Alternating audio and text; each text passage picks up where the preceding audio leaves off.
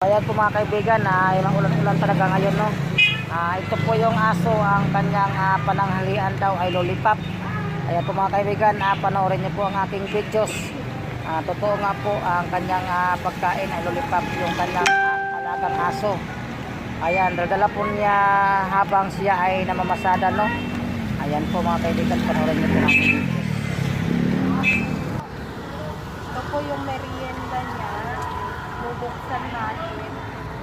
Kumakain po siya ng lollipop.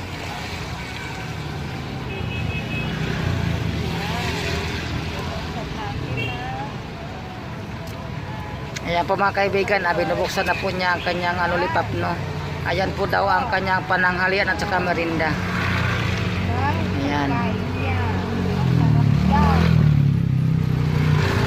Ayan po, talagang kumakain talaga siya ng lollipop, no. Ayan.